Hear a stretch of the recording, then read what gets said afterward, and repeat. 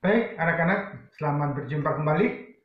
Dan Pak Guru berharap kita semua dalam keadaan sehat walafiat, tiada kekurangan satu apapun.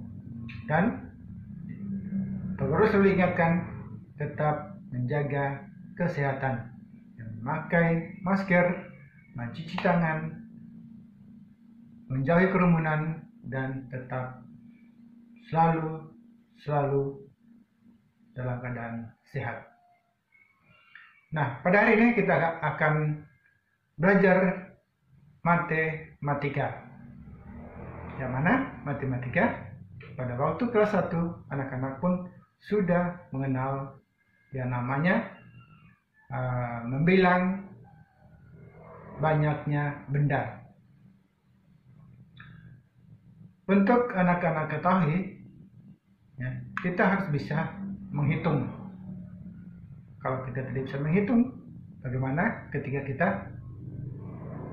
pergi ke toko untuk berbelanja atau pergi ke pasar untuk berbelanja, dan atau kita pergi ke bank untuk mengambil uang, maka kita akan mengalami kesulitan kalau kita tidak bisa menghitung. Maka dari sekarang anak-anak harus bisa menghitung, ya, angka atau menjumlah, mengalikan, membagi, dan sebagainya. Nah, sebagai awalnya kita akan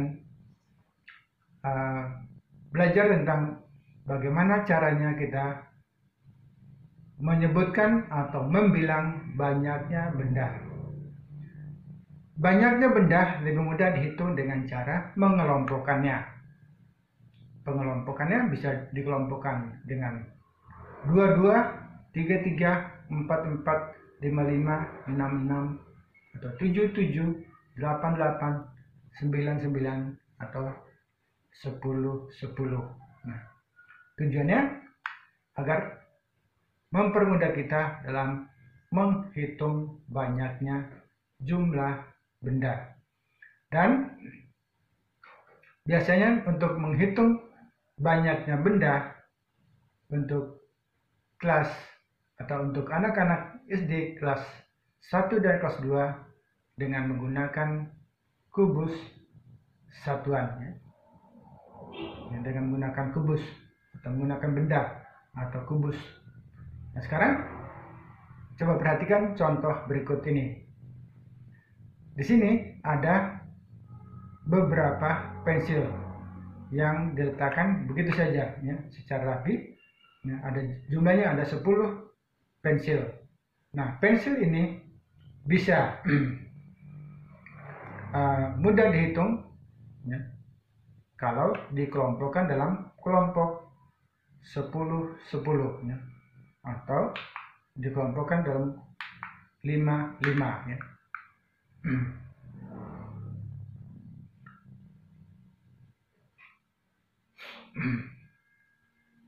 Nah, setelah melihat cara mengelompokkan seperti ini, maka ketika kita menghitung dalam jumlah yang banyak, maka akan mudah. Tetapi kalau kita hitung satu-satu, memerlukan waktu yang banyak dan perlu ketelitian yang tinggi dan cukup sulit atau sukar. Tetapi kalau dikelompok-kelompokkan, maka akan mudah untuk kita menghitung atau mengerjakannya. Nah, perhatikan contoh berikut lagi. Nah, inilah yang disebut dengan kubus satuan, ya. Kubus satuan itu dapat kita bentuk atau kita susun sesuai dengan kelompok benda yang mau kita hitung. Seperti Pak Guru katakan tadi, kalau jumlah bendanya sangat banyak, bisa kita kelompokkan 10-10, atau mungkin 20-20, atau mungkin 100-100 kalau sangat banyak. Nah, karena itu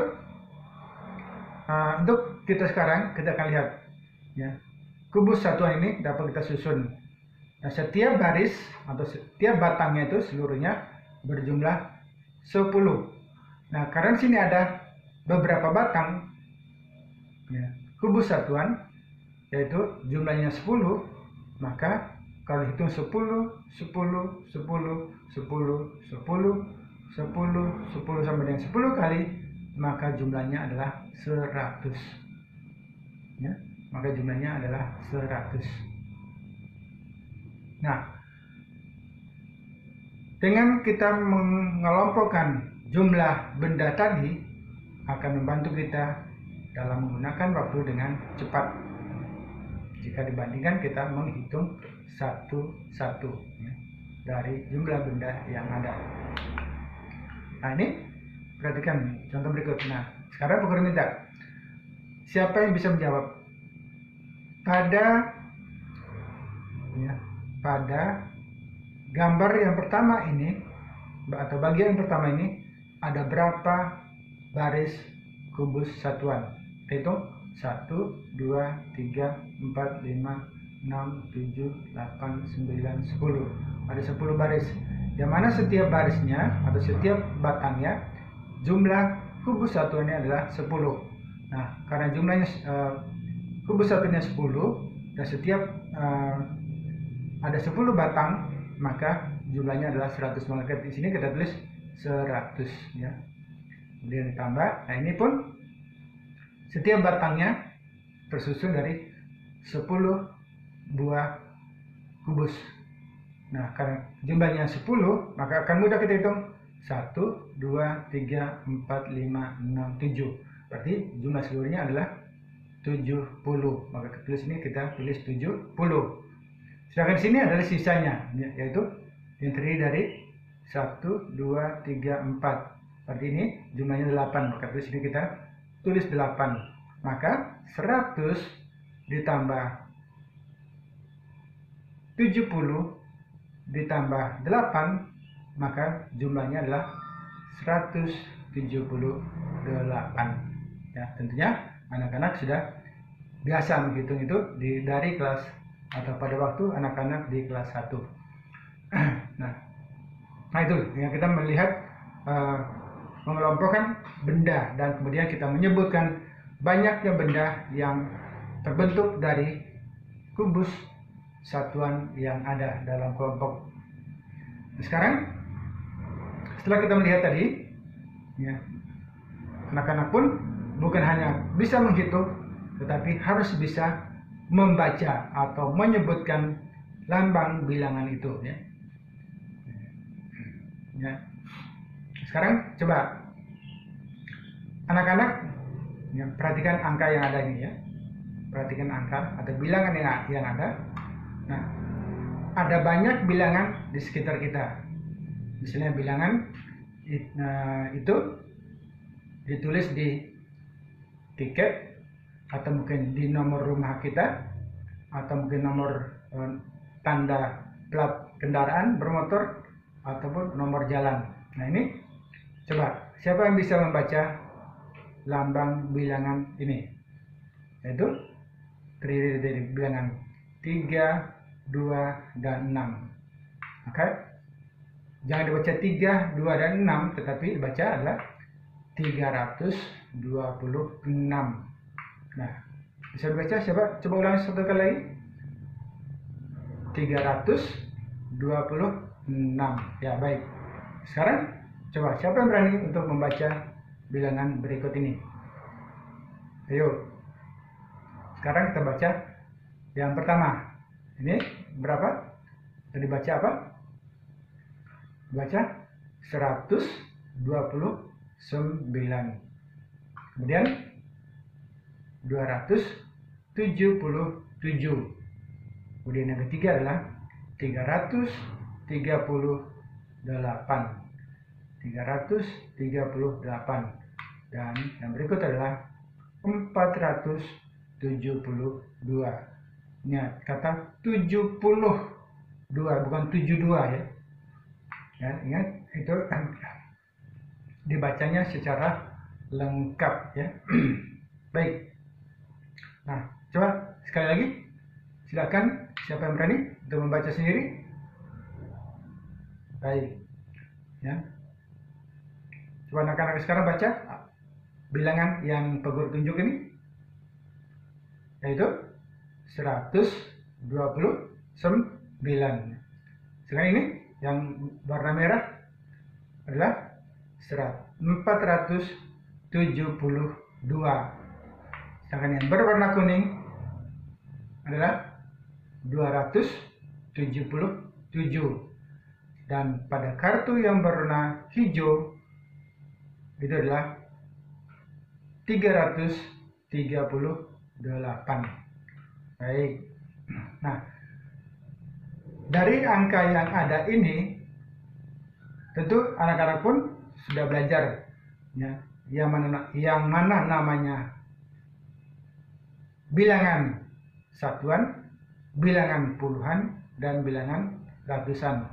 Atau anak-anak pada waktu kelas 1 sudah mengenal nilai tempat suatu bilangan. Nah, misalnya angka atau bilangan 3 ini, angka 3 yang terakhir itu adalah menunjukkan atau nilainya adalah nilai satuan. Ya, satuan disebut satuan yang nilainya adalah 3. Sedangkan angka 3 yang di tengah adalah ketika kita membacakan 30, maka nilainya adalah, nilai tempatnya adalah nilai puluhan yang nilainya jumlahnya adalah 30. Dan angka 3 yang paling depan yaitu sebagai ratusan, nilainya adalah 300 ya. Maka ketika kita membaca 333, nah 3 satuan, 3 puluhan, dan 3 ratusan. Nah itu tentunya anak-anak sudah bisa memahami dan bisa membaca bilangan, kemudian menentukan nilai tempat dan nilai pada bilangan yang ada. Kemudian yang berikut adalah coba anak-anak sekarang mengingat kembali apa yang Pak Guru jelaskan tadi, yaitu dengan membaca dan menulis bilangan yang sesuai dengan jumlah kubus satuan yang sudah dikelompokkan sebagai berikut. Nah, ini setiap kelompoknya karena ada 10 terdiri dari, setiap batangnya terdiri dari atau tersusun dari dengan 10 kubus, dan jumlah barisnya adalah ada 10 batang. Jadi ini masing-masing 10 batang, 10 batang, 10 batang, 10 batang, maka jumlah seluruhnya adalah 400. Maka sini kita tulis 400. Kemudian ditambah, di sini ada 4 baris atau 4 susunan yang terdiri dari 10 kubus satuan. Karena ada 4 baris, maka jumlahnya adalah 40. Kita tulis 40.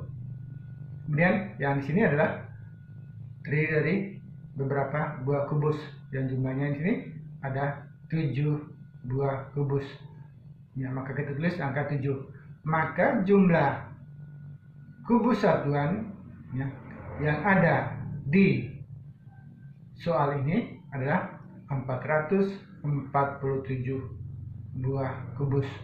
Nah, bilangan dari 447 dibaca menjadi 447 ya. Itu cara untuk membacanya. Ataupun kita bisa menulis ya. Kita bisa menulis bilangan dengan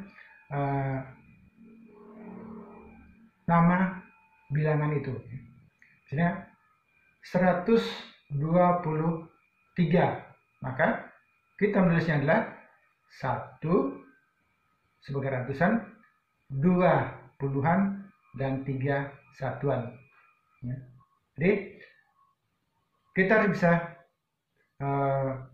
membaca bilangan dan bisa menuliskan lambang bilangan sesuai dengan nama yang diberikan atau nama angka yang disediakan.